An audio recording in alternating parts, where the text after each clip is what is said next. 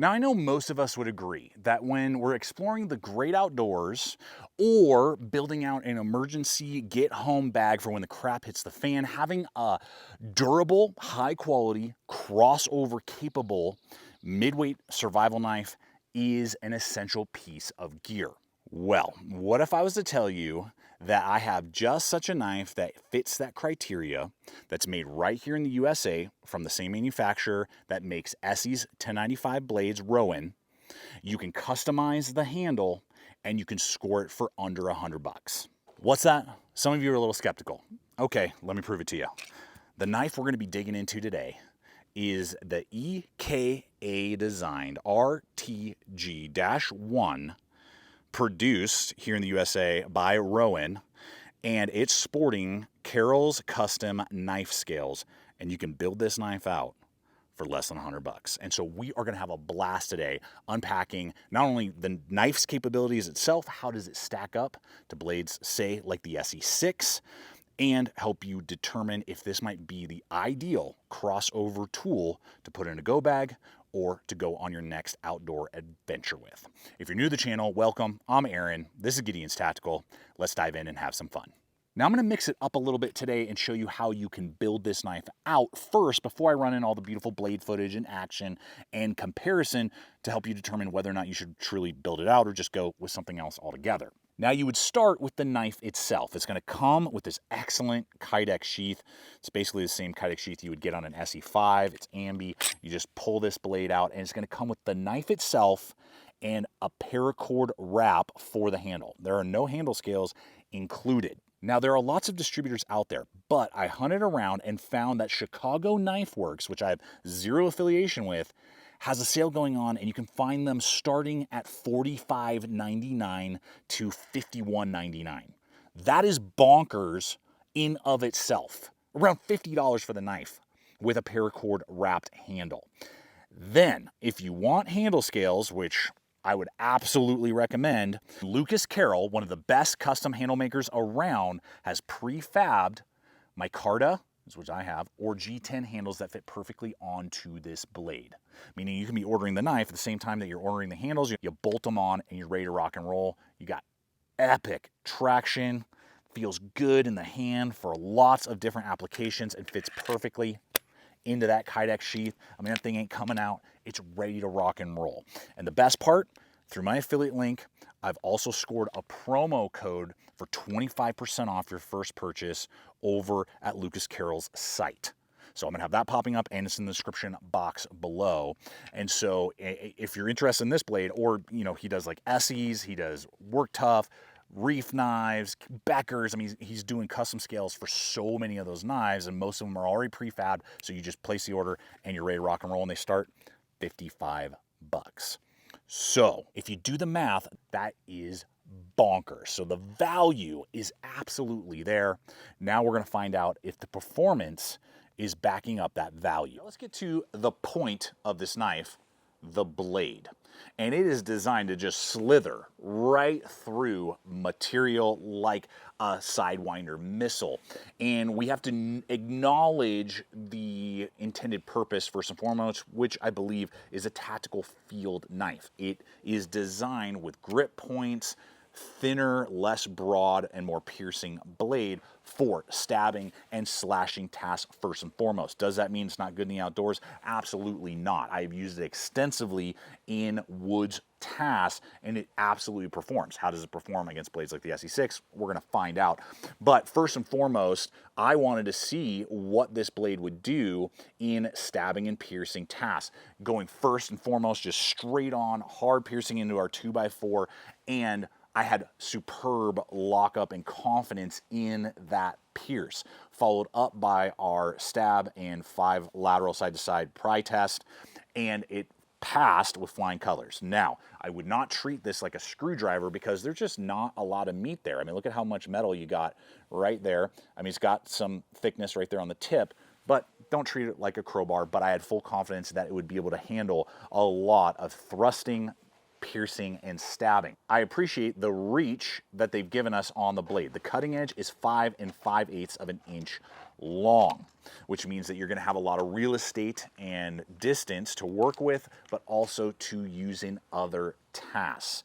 And because of the full flat grind on 3/16 or 0.18 stock thickness, what this allows for is quite a bit of capability on the man-made material side. So if you need to go through tow straps, seat belts, it went through my 7,000-pound tow strap, no problem. It's going to be able to cut through those type of materials. Man-made materials like cordage and rope just eats it right up. Now, along with having the right blade is having the right footwear. I can tell you the pair of boots that I've been wearing for the past few months, including on multi-day backpacking trips with my kids, day hikes, but also just bumming around town getting stuff done, are brought to us by the sponsor of today's video, LA Police Gear, who is a distributor for Danner boots. And I have been sporting the FULLBORE 4.5-inch boots by Danner. And guys, these things are awesome for a few reasons. Not only do we get mountain goat level grip, but you can get these without any waterproofing. The hot set is what I went with, which means they are breathable, not going to be clammy like waterproof boots often are. And out west, I way prefer that in the summertime. Add to that, we have that breathable mesh along with the suede leather exterior, means that they feel a lot more like high top tennis shoes than they do heavy duty alpine trekking boots, but they do still have a nylon shank, giving you some protection against that rockier terrain that you especially experience on trail. And when I paired these boots with Danner's wool blend socks, it's a match made in heaven. And add to that value. You get the Danner quality, but the breathable versions,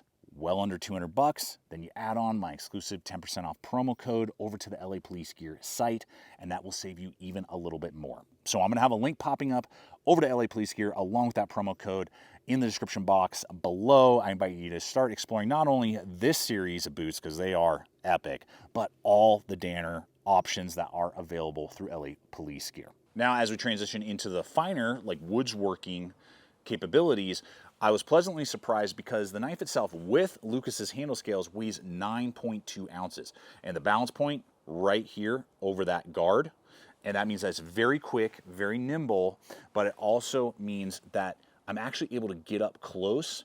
And I was super pleased, not only with my ability to put my thumb anywhere on the back spine because of the flattened spine, it's not 90, it won't throw sparks because of the powder coat, but that means that you're going to be able to get notches and control the blade better than a big fat broad blade and get those deep cuts, along with superb feather stick making. I was so happy that the geometry allows for great curls to help get a fire started. When I started slamming this through knotted pine, not only did it split really well because of its stock thickness, but I had no edge rolling or waves appearing or chipping out. And then when I started doing impact chopping, now at 9 ounces, you're not going to be doing much of that, but you could get through your, a thumb thickness branch, or if you need to shape a piece of wood that was larger in a pinch, you're able to do that.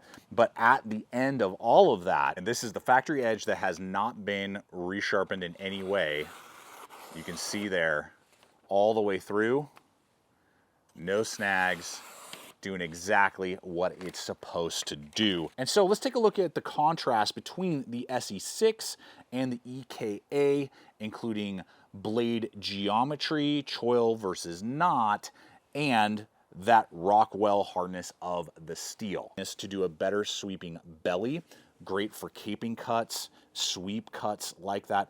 And yes, it can do some piercing, but this is going to be much better at piercing and penetrating and getting into tight places with the tip. Now, how about choil versus non-choil? Well, I've never had an issue with the SE6 having a choil, but even though the neck has fully encapsulated handle scales and really is a little bit fuller, great in this position for basic cuts or sweeping cuts, I've always had to choke up to get a fine feather stick. It's fine, but if the edge came all the way to the guard, that would be a preference. And what I was pleased to find with this model, partly because of balance, but partly because there's no choil, is that even though the neck is narrower, so that is something to note if you really like big, thick necks, the ESEE is the way to go and you don't mind the choil. But if that's something you do not prefer, when I put my hand right there like that, and because of Lucas's handle scales, I'm ready to rock and roll, and I have a lot closer work done with full grip on the handle versus having to choke up and use just metal on metal there to guide the tool. So it's going to be a preference point for you. Finally is the Rockwell hardness. Now, even though Rowan is doing the 1095, you can change HRCs. ESEE does 55 to 57 claimed on their site for theirs, and the EKA claims 56 to 58. Now, I've heard people complain that ESEEs are tough, but just don't hold their edge. Because of the higher HRC, I haven't seen any chipping or damage, but I have noticed a slightly better wear resistance in my experience. And we could potentially say that the edge in wear resistance goes to the EKA over the SE6. But leave a comment below on what you think about these details. I can't wait to hear what you guys prefer, what you care about, what you look for in your tools. So where does the EKA sit for me? Well, when it comes to value, it's almost unmatched. And then we get the piercing capability, but also the crossover into the woods power. And so if you're looking for, I believe, a tool that's not going to break the bank with US quality, all that stuff, and you're building out like go bags, get home bags, perfect, I think, design for that. You're wanting to build out a battle belt, your rig for when the crap hits the fan, and you want a tool that has a lot of different capabilities. It's not just a dagger, say, and it's not just a woods knife. This might be exactly what you're looking for. But I want to know from you guys, especially if you own the EKA, how has it been performing for you over the long haul? What do you like? What do you not? Appreciate you guys hanging with me today. Again, I'll have all the links to these blades, Lucas's handle scales, where you can get other handle scales for other blades as well, all included below. Check out the other video that's being recommended to you. Subscribe if you haven't. Until next time, always remember to stay equipped, stay prepared, and I'll see you out there.